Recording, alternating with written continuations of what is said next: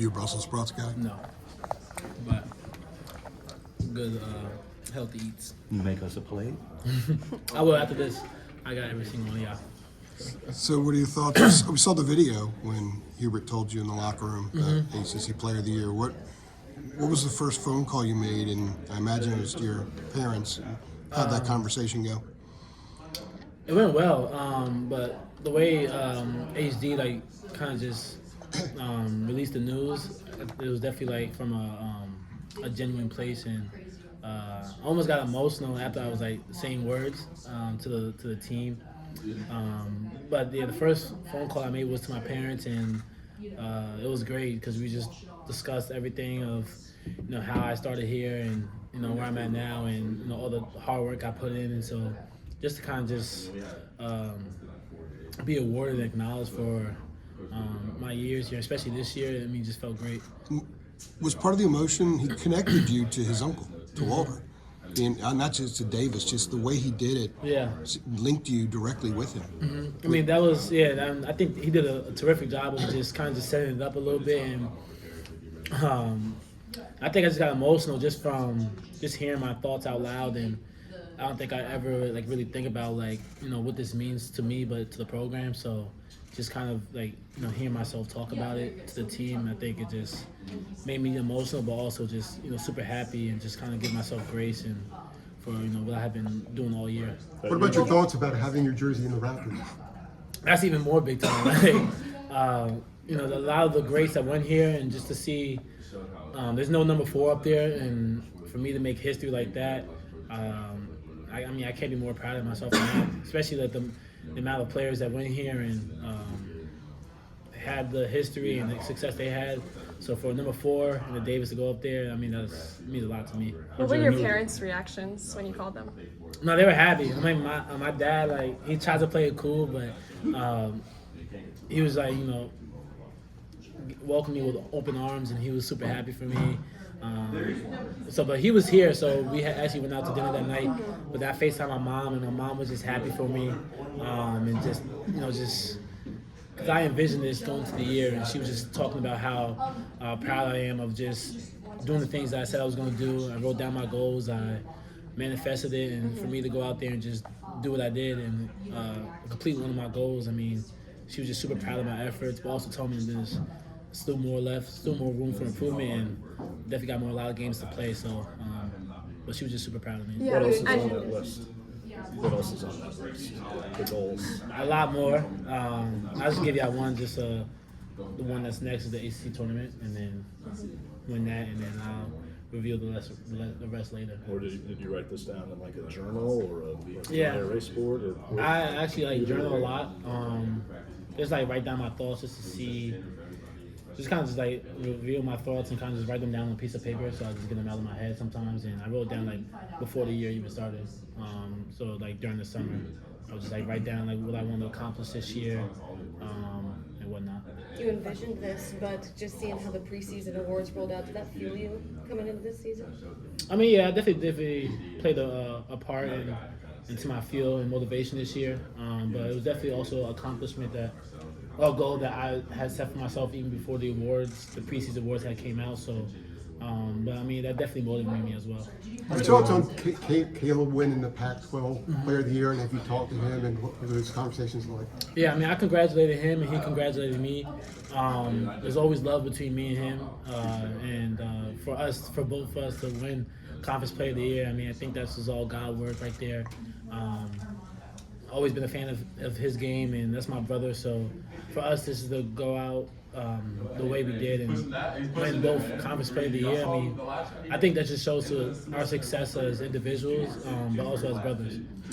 One of the projections, possible projections, is Carolina as the 1 in the West and Arizona as the 2 in the West.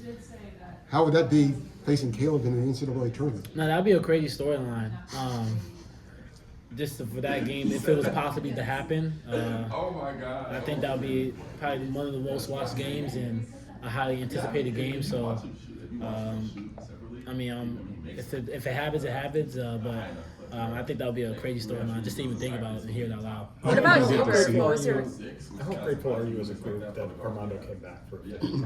Really grateful. I mean, the way Armando has instilled his legacy here as a player, but just to have him as a teammate has meant the world for us. And he gets us going. He's, our anchor, the way he plays defense, the way he rebounds. I mean, he's the greatest rebounder in Carolina history, but also just all the things that he does for this team is special, and it means so much to me, like, couldn't even put into words.